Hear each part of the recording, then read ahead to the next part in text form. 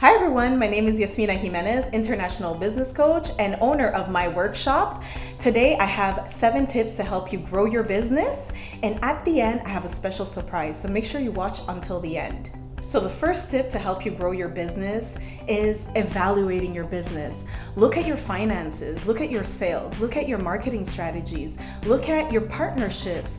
There's a few categories that you could evaluate to really see where you are at the present moment. The second tip is evaluating your vision and your mission. Is it still the same, or do you need to tweak it a bit? The third tip is establishing your priorities and setting new goals.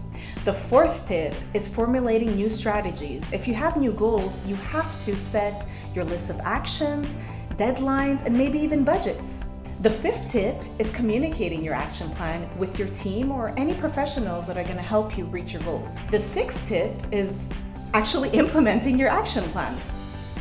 And the last tip is measuring your success and areas of improvements as you're implementing your plan.